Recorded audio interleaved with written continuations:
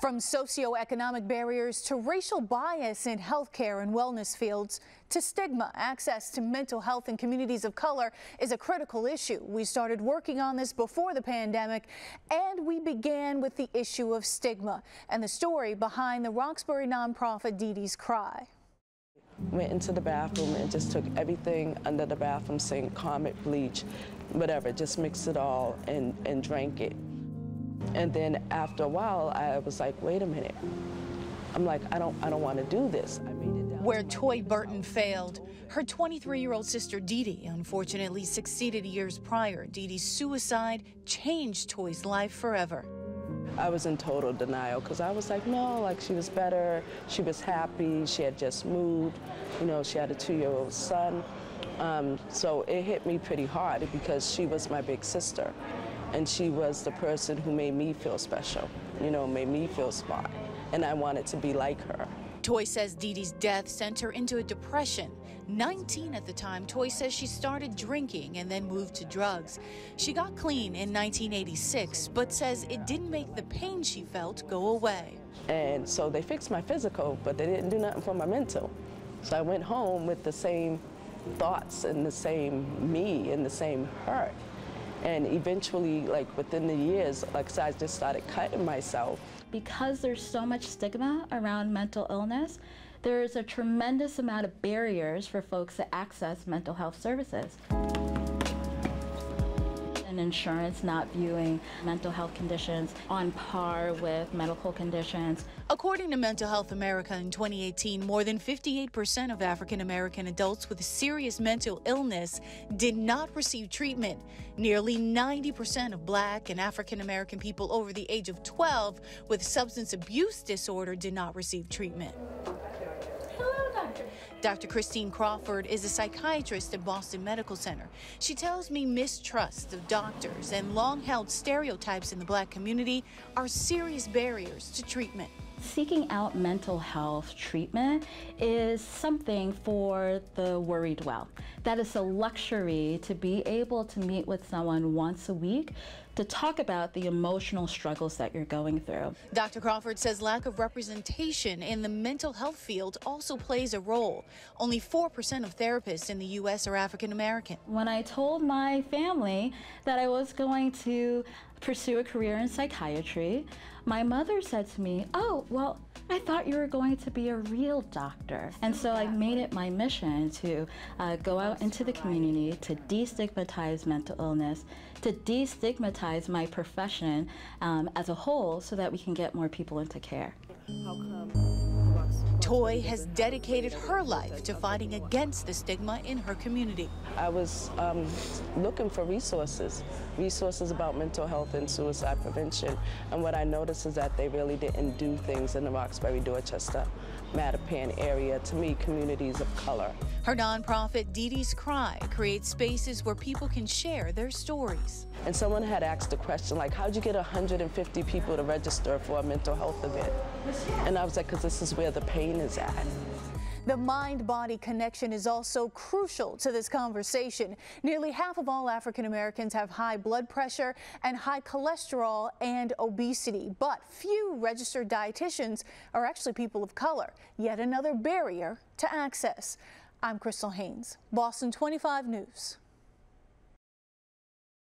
Access to health care is a barrier in communities of color, but so is access to fitness and wellness programs. I spoke with local leaders in these fields about the disparities in the $70 trillion boutique fitness industry and what they're doing to change that. Feel free to press your palms down into your knees. This isn't just a pop-up yoga class. So you'll lift your hips up and back. It's part of Jaylee Montplaisir and Rachel Gennard's self-described wellness collective, targeted to women of color looking for a mental, spiritual, and physical check-in. I sat down with them before this event pre-COVID in early March about why that's important. We talked about what it feels like to be the only one in the room. We talked about what we were seeing in a corporate yoga setting, which was the devalue of people, the devalue of indigenous cultures, and most importantly, the devalue of diversity. So they explain the diversity problem that exists in the boutique fitness industry that includes things like yoga, spin, and other group fitness activities. Everywhere I went, the people of color that I saw were in service positions cleaning the floors. It's why Heather White started dance exercise studio Trill Fit.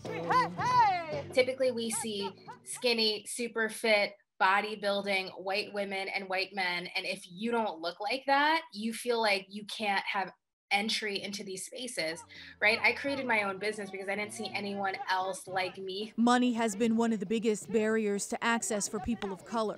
A recent American Psychiatric Association report on mental health disparities found African Americans, quote, are more likely to experience socioeconomic disparities such as exclusion from health, educational, social, and economic resources.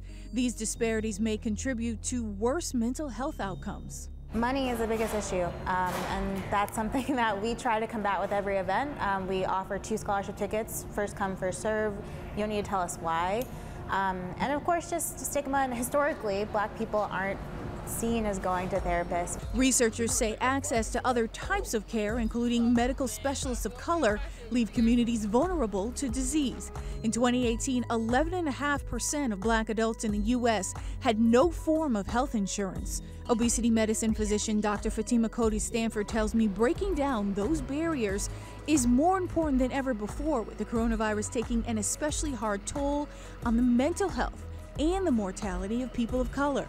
If you have poor health status going in, it precludes you having optimal health status coming out of a pandemic. And it's really reared its ugly head. What do you see as really the connection between eating healthy, a healthy weight and body, and good mental health? So I think they're all completely interrelated. You want to look at the whole you. You want to look at diet and exercise and sleep and all of these factors that are playing a role in your overall health. We're often pushed so much harder than our white peers. I would say it's okay to not be okay. It's okay to not feel strong in the moment and to take a break. Despite the need here, African Americans are much less frequently included in mental health research. That's especially true for men of color. I'm Crystal Haynes, Boston 25 News.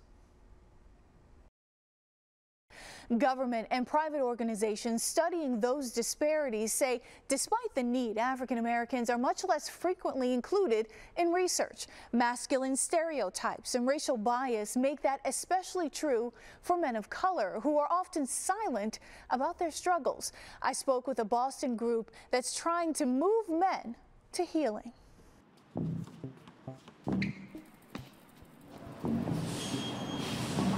Growing up in Dorchester, going through the tough times in the late 80s, early 90s as a Black man, I got pulled over several times. And no one would really understand that other than a Black man. When developer Corey Thompson moved back home to Boston, he was looking for a way to reconnect to the community. His search led him to Brothers Building, a weekly men's group founded by community organizer James Mackey. We have one goal, to improve holistic wellness one Black man at a time. And holistic wellness for us means making sure that we're taking care of ourselves mentally, physically, spiritually, social and emotionally, financially, the whole Black man. According to the CDC, Black men are 40% less likely to access mental health treatment than white men. They also have a suicide rate 4 times higher than Black women. A little over 10 years ago, I lost my son. And I don't think I truly grieved until I was in a men's group, this particular men's group, because it's hard for a Black man to really show vulnerability. When we have our calls or when we meet in person, we find time to meditate. How often do you hear about Black men in general having the opportunity to just put pause on life? The American Psychiatric Association found the number of black men going into medical school is on the decline.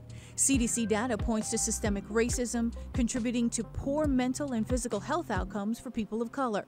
It's another driving force in the resurgence of the Black Lives Matter movement and calls for police reform. The drip, drip, drip of lost opportunities because of who you are, the drip, drip, drip effect of people looking at you in fear, the drip, drip, drip effect of not being able to be yourself. But Brothers Buildings gives you coping mechanism, gives you that opportunity to relieve that stress, gives you that opportunity to say, you know what, these systems continue to oppress me, I'm not going to allow it. We're going to stand up and fight against these systems. Enough. Brothers Building has also begun to hold forums and rallies to support racial equity legislation. I'm Crystal Haynes, Boston 25 News.